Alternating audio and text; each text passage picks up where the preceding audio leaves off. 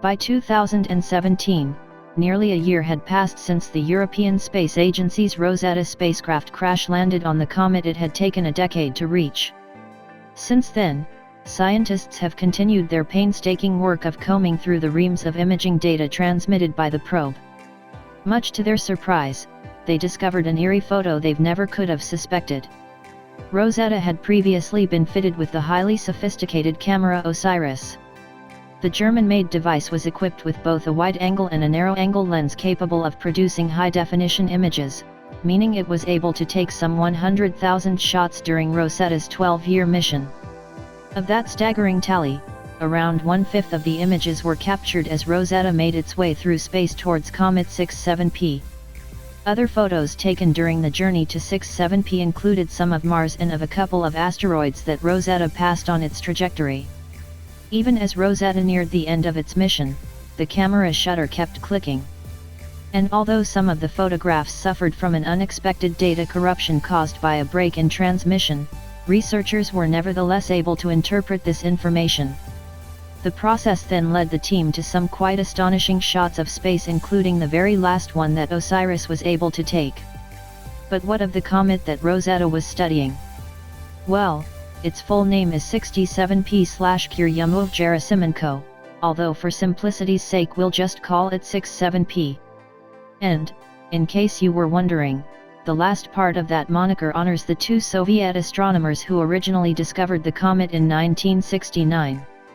At the tail end of the 60s, Svetlana Gerasimenko captured images of a comet called 32P/Koma-Sola using a powerful telescope. But, upon further inspection, her colleague Klim Churyumov realized that the astronomer had actually spotted an entirely different astronomical body. The 67P designation comes, meanwhile, from the systematic comet naming protocol. And the origins of the Rosetta mission can be traced right back to 1986. That year, spacecraft were dispatched to investigate Halley's Comet at a time when it could be observed from Earth. Launches came from Russia and Japan as well as the European Space Agency, ESA, which would later send off the probe to investigate 67P. Scientists' appetites for knowledge about comets were whetted by that encounter with Halley, and experts ultimately realized that there was much more to learn about these rocks speeding through space. Expanding our knowledge about comets could even throw light on other intriguing scientific questions, in fact. So, ESA and NASA began to cooperate in developing mission plans, although NASA's financial constraints obliged it to withdraw from the project in 1992. At first, the idea had been to launch a probe that would take samples from the surface of a comet and actually return them to Earth. That concept was subsequently deemed to be over-ambitious, however.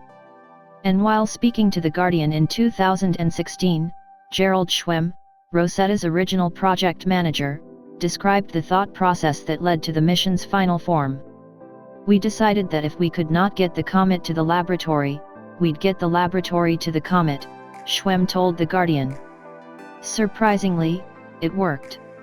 This approach meant, though, that the probe would have to carry scientific equipment including radar, some optical spectrometers and the OSIRIS camera weighing in at more than 350 pounds.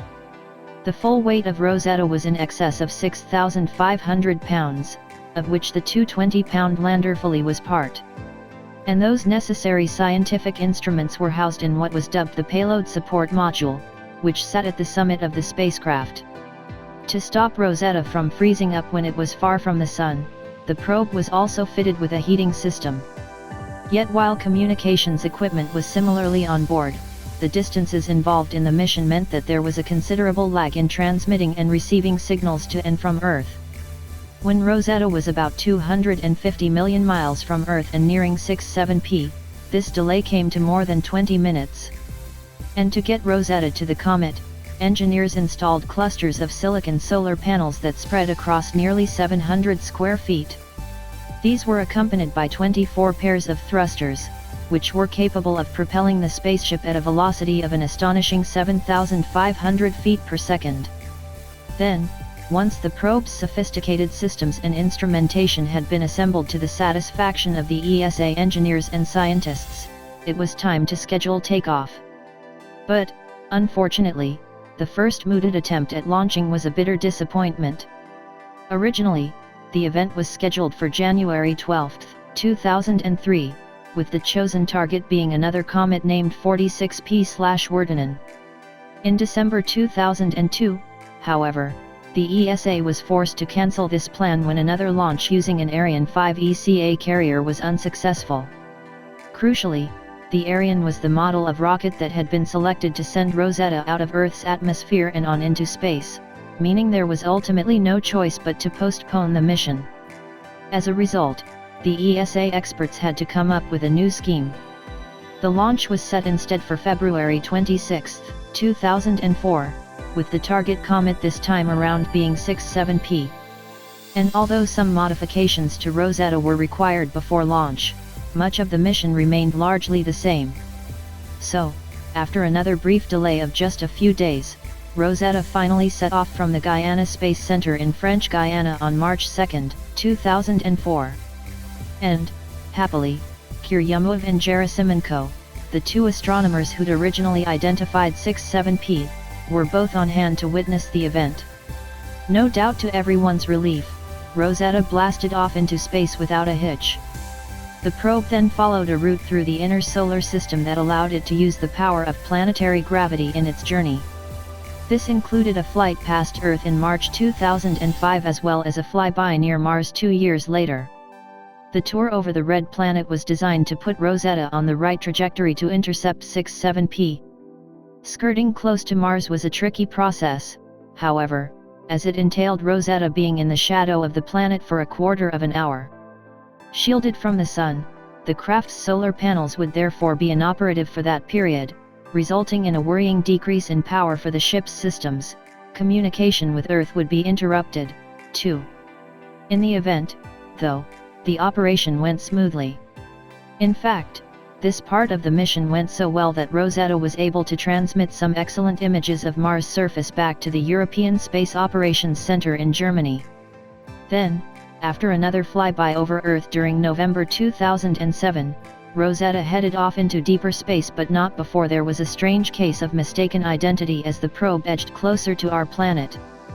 You see, as Rosetta sped by Earth, an astronomer at the University of Arizona's Catalina Sky Survey in Tucson mistook the spacecraft for a previously unidentified asteroid. This object was even given the name 2007 VN84, and fears arose that it might crash into our planet.